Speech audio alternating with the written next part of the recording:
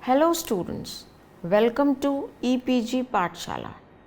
I am Professor Ipshita Bansal from BPS Women's University, Sonipat, Haryana.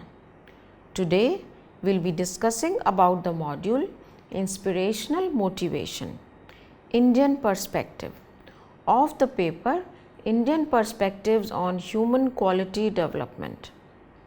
By the end of this module, students will be able to understand the concept of internal motivation, study the motivational lessons from sources of Indian thought, and understand their implications for contemporary times. Indian philosophy believes in internal motivation rather than external motivation. Bhagavad Gita is a book of inspirational motivation from within. This motivation sparks in Arjun the will to act in the midst of obstacles and confusions, and further led him to perform his duties with perfection. For example, lotus grows from the muddy bottom of a pond but has magnificent beauty. It has the ability to rise from the darkness to light. It rises above the muddy water and has the ability to beautify the world and give pleasure to people.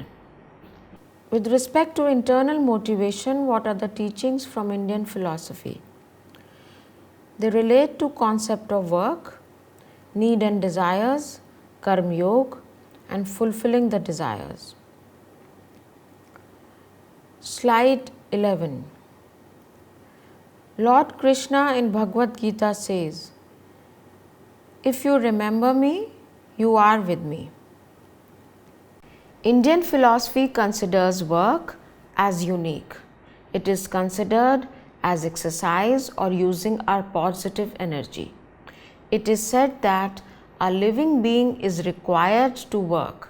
If we do not work, our body is considered as dead. Working is important as it may be the physical task or the mental task. Vedanta teaches the important lessons by communicating the two small words, that is Aham Brahmasmi and Tat Tvamasi, which means God resides in me and God resides in you. God is in every living being, therefore every soul is divine. To realize that divinity, one needs to work.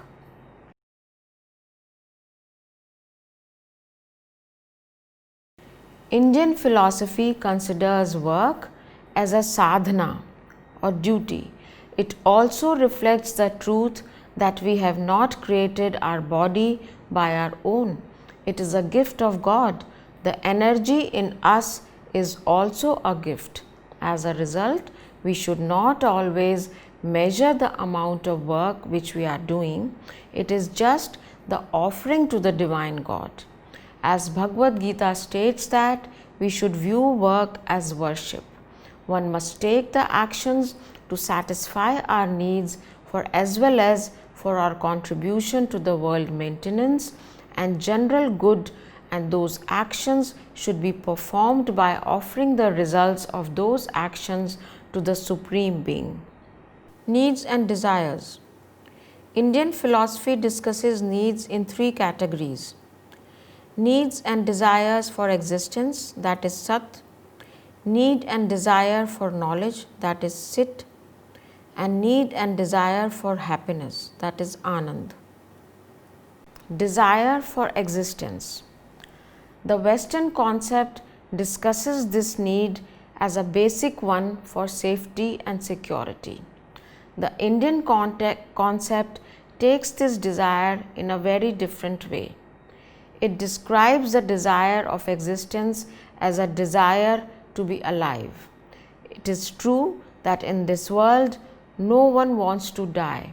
No matter how old we grow, we wish to live.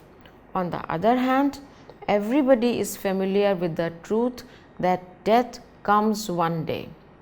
Due to this truth, people wish that they should have a son so that their generations can move on. They donate the amount to build temples, gardens, hospitals, and schools with their nameplates. They wish that even if they die, their name should go on. This love for life is the desire for existence. Therefore, the management is required to fulfill the basic necessities of employees so that they better perform their tasks. Desire for knowledge. Sit. Human beings are always curious and want to know what is going on around the world. We want to know about this whole universe, about the sun and moon, about the planets. This is a natural desire which each and every individual wish to fulfill. In terms of work, the employees have the desire to know about the working conditions and other related things which directly or indirectly affect their jobs. To fulfill this desire of employees, management should work in a transparent way and provide all information regarding organizational plans, policies and procedures to all the stakeholders. This transparency will fulfill the desire of knowledge and be a great motivator. Desire for happiness, Anand. Every human being possesses this desire of happiness, as everybody wishes to be happy. No one wants to remain unhappy. This happiness is achieved by fulfilling the desire for existence, that is, living long and healthy life, and by fulfilling the desire of knowledge, that is, learning about various things. Thus, by fulfilling these two desires, the desire for happiness is fulfilled automatically. Sat, that is desire for existence, combined with Sit, that is desire for knowledge, leads to happiness, that is Anand. To fulfill above mentioned needs and desires, people put some efforts. According to Indian philosophy, those efforts are known as purusharths. They are dharma, arth, kam and moksha. Dharma. Dharma is the righteous way of accomplishing any task. It is the effort to satisfy the needs produced for arth and kam in an ethical manner. People want arth and kam to satisfy their physical and mental needs. But this is not the end. People also desire to have power, name and fame. Our Indian philosophy says that these desires are not bad, but to fulfill these desires, we need to choose the path of dharma. It is important to follow the ethical path while fulfilling all the needs. Avoiding values is an invitation to conflict and chaos. So, it is required to work with dharma and not to sacrifice it at the cost of arth and kam. By sacrificing dharma, we may attain joy and pleasure, but it will be short-lived and can result in future problems. Arth is money or material thing of value, without which a human being cannot live and sustain life in long term in a healthy way. Arth is necessary for getting the necessities of life. The first need to be fulfilled is the basic necessities, that is food, shelter and security. People start working for these needs by being an employee somewhere or by starting their own business. They work not only in order to fulfill these basic necessities, but also in order to perform their duty. In Chanakya's Arthashastra, it is stated that a person protects what he possesses, expands his fortunes, and try to acquire what he does not possess. Kam. In Indian philosophy, kam is described as a desire to satisfy the physical needs and experience worldly pleasures which are related to both body and mind. Calm also leads to attachment to people and things, and many a times loses the balance of what is right and what is wrong in pursuit of pleasures. Excessive orientation of satisfying the kama leads to a person's fall. Moksha. When one conducts oneself to satisfy the needs of earth and calm, bound by dharma, that is the righteous way one can attain moksha, that is eternal happiness, which can be achieved on this earth as well, or after leaving one for one's heavenly abode, as per one's beliefs. Moksha is considered as the highest level of need, which helps in overcoming ego. This limitless happiness can be found in God that resides in one's own self. The moment person understands the true self, he will not at all run behind the worldly pleasures. His or her work becomes the offering to God. With this positive outlook, people become self-motivated with no requirement for external motivation. For them, work itself becomes the motivating factor. Karma Yoga. Following Karma Yoga is to understand the fact that work itself is a motivating factor. Lord Krishna says in Bhagavad Gita, "Perform your actions and do not worry about results. I will take care of it." Indian philosophy therefore says to concentrate on one's task and not to become anxious about results. Actions should be performed with full enthusiasm and zest. As a result, joy can be felt in the completion of the task. Following Karma Yoga is to understand the fact that work itself is a motivating factor. Karma Yoga. It is the process of achieving perfection in action.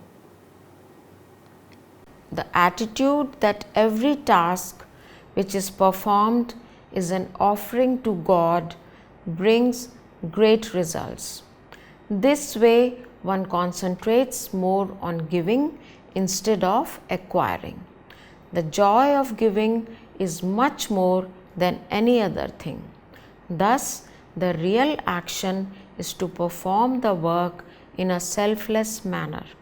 It is a shift from immaturity, that is action for self and with attachment to results, to maturity, that is action for others, for the world as a duty and with no attachment to results.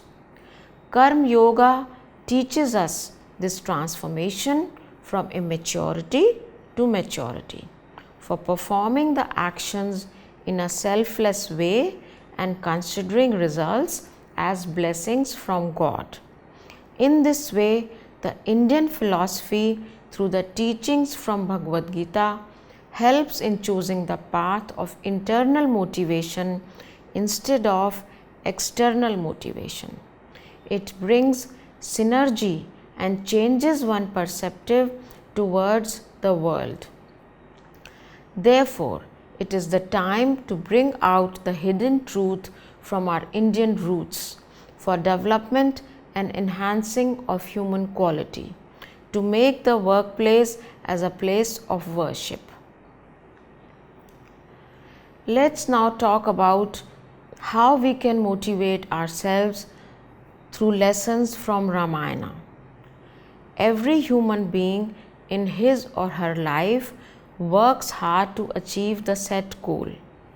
The path towards the desired goal is not always smooth. We face many obstacles and become disheartened or lose hope. The great Indian epic Ramayana, in its totality, gives us lessons on self-motivation. In Ramayana, the incident, especially when Hanuman went for the search of Sita, helps us in understanding the concept of self-motivation. setting and moving towards the goal. Hanuman set the goal of searching Sita ji. He faced many obstacles on his way towards Lanka, but does not get disheartened or loses hope. He overcame all the obstacles with bravery and positive outlook. He didn't stop. He was self-motivated towards his goals. On his way, while passing through the Bay of Bengal, he saw the mountain named Menak. The Lord of Seas commanded Menak to rise above from sea and give a resting place to Hanuman, as he was going for a noble cause. Menak offered Hanuman to sit and rest for some time. Hanuman was happy for the good intention of the mountain. However, he did not stop, as he felt that resting there will delay his progress. He touched and thanked Menak and continued his journey. How to overcome the obstacles? Further in his journey, Hanuman met the queen of snakes, Sursa. Sursa rose up from the sea and said to Hanuman that I am hungry and want to eat you.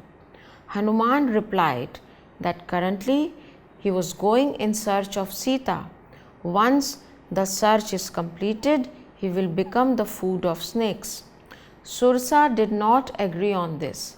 She further added that if you want to go, you have to go from my mouth. Hanuman shrank himself and became a tiny particle. He went inside the mouth of Sursa and returned at the same moment.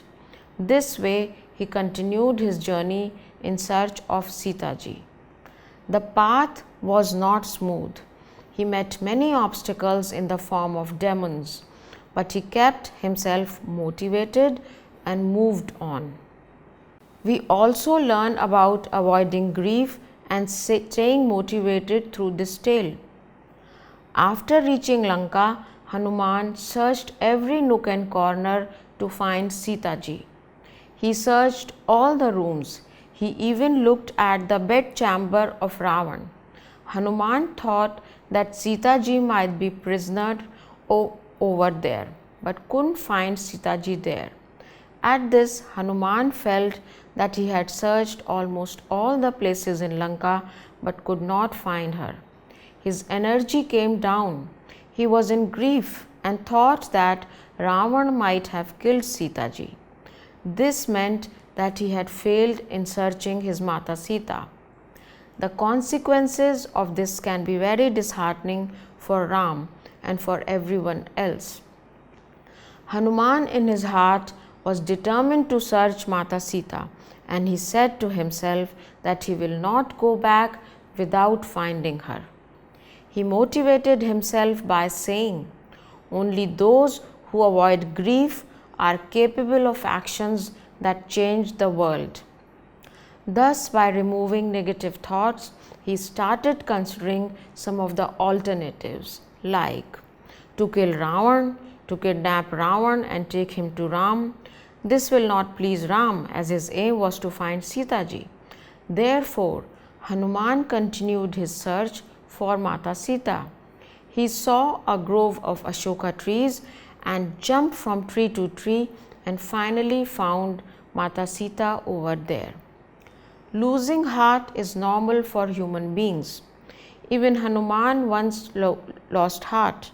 Not coming out from that grief is a problematic situation. Hanuman overcame that situation and motivated himself. This ability to motivate oneself during difficult times differentiates achievers from non-achievers. What is the framework of internal motivation? First step towards it is removing unwanted thoughts and fear. Secondly, consider the consequences of failure. Third, think of the alternatives. Fourth, identify the best alternative. And fifth, move ahead. Inspirational motivation learning from the life of Mahatma Gandhi. Gandhi saw action as its own reward. He attained an intrinsic satisfaction from the process itself. He had the ability to enjoy the journey without becoming too obsessed with the destination. He said, "Satisfaction lies in the effort, not in the attainment. Full effort is a full victory." For Gandhi, the primary motivation was the task itself.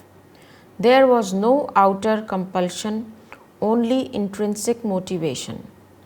Gandhi's life exemplifies the principle of picking and choosing our interests based predominantly on the intrinsic payoffs rather than their external payoffs, such as monetary rewards and other incentives. Gandhi said that strength does not come from physical capacity, it comes from an indomitable will, an important lesson for today's youth. Gandhiji had an immense achievement drive. Many of us think that only the big things, actions, or decisions matter. But the great people have transformed their lives by small decisions and actions and by working on it steadily and consistently. Gandhi grew in small ways in his day-to-day functioning. Gandhi did not start as the Mahatma. In fact, there was nothing much in his early life that showed signs of greatness. But from his mid-20s onwards, he attempted to improve. He risked failure, explored, experimented, and learned from mistakes. He took responsibilities and understood that a journey of 1,000 miles begins with the first step. Gandhi in his early years was a shy person. He had that internal motivation to overcome this shyness. He strove for improving it. So he tried again and again to speak to overcome the shyness. Gandhi's last effort to make a public speech in England was on the eve of his departure for home, when he invited his vegetarian friends for dinner. Here he stood up to make a speech, but he could not proceed beyond the first sentence. Gandhi had read of Edison that he began his maiden speech in the House of Commons, repeating, "I conceive," 3 times, and when he was not able to proceed further, someone stood up and said that the gentleman conceived thrice but brought forth nothing. Gandhi thought of making a humorous speech, taking this anecdote, therefore began, but soon got stuck. He said, "My memory entirely failed me, and in attempting a humorous speech, I made myself the subject of ridicule." So he just thanked the gentlemen for their kind response to his invitation and sat down. But his efforts didn't end there. He tried for it until the success was achieved. Gandhi said, "My hesitancy in speech, which was once an annoyance, is now a pleasure. Its greatest benefit has been that it has taught me the economy of words. I have naturally formed the habit of restraining my thoughts, and I can now give myself a certificate that a thoughtless word hardly ever escaped my tongue or pen."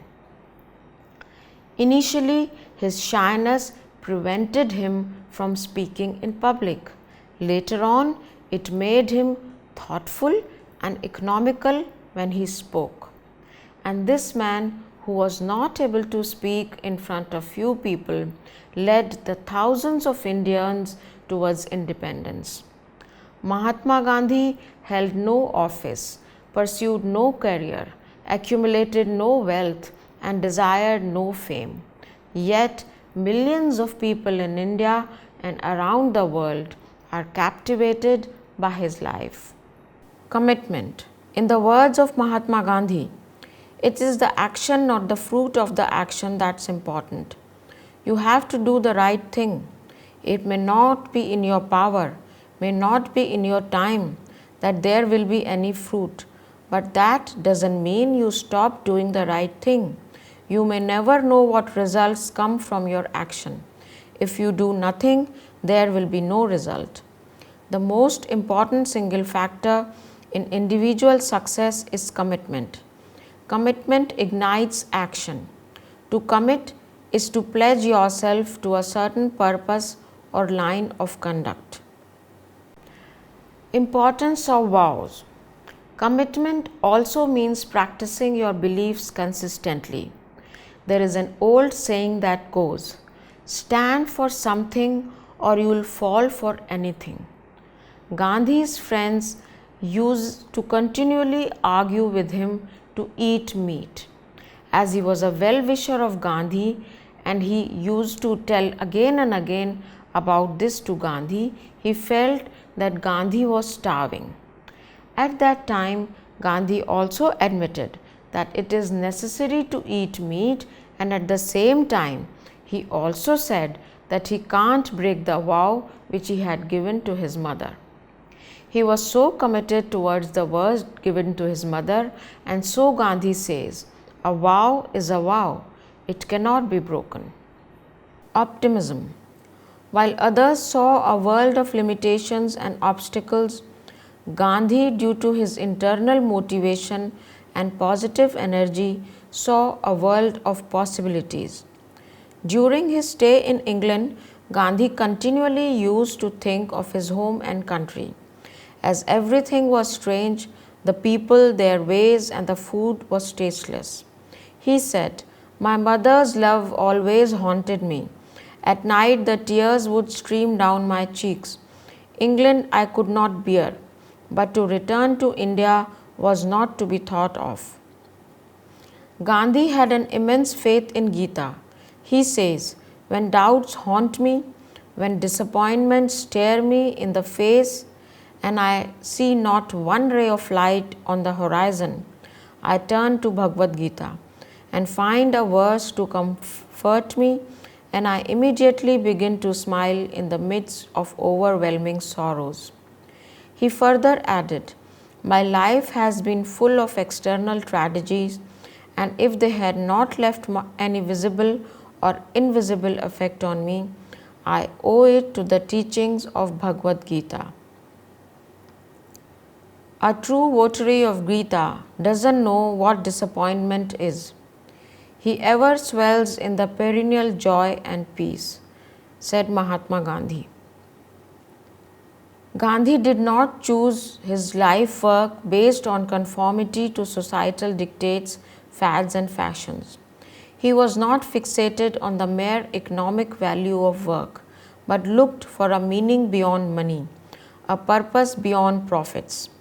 In doing so, his work became an avenue for expressing his creative abilities, and he derives a deep sense of significance and joy from his work.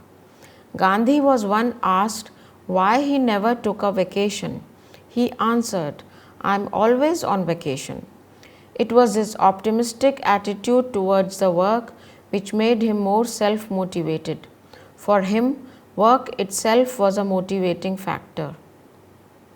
Mohandas Karamchand Gandhi was an ordinary person, but he made himself different because he was a visionary, and he turned his visions into reality with his constant internal motivation. He was able to lead an entire nation towards independence. With his ideals of ahimsa and satyagraha, he became a Mahatma. So, students, let's now understand what we have studied in this module. Indian philosophy believes in internal motivation rather than external. Every human being is full of potential. The role here is to use that potential for removing the problems and finally performing the task.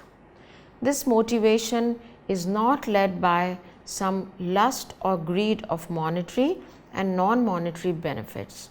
The internal motivation is full of inner beauty and view work as worship or purpose of life. Bhagavad Gita talks about Karma Yoga, which teaches us the transformation from a maturity of external motivation to maturity of internal motivation for performing the actions in a selfless way and considering results as blessings from God. Lessons from Ramayana give us the message that grief is common. Everyone suffers from it, but not coming out from that grief is a problematic situation. Hanuman overcame that situation and motivated himself. Gandhi did not start as a Mahatma. In fact, there was nothing much in his early life that showed signs of greatness. He self-motivated himself and started his journey towards Satyagraha. He was a simple man who touched the hearts of millions. This ability to motivate oneself during difficult times differentiates achievers from non-achievers. Therefore, it is the time to bring out the hidden truth from our Indian roots to make the workplace as a place of worship through internal motivation. Thank you.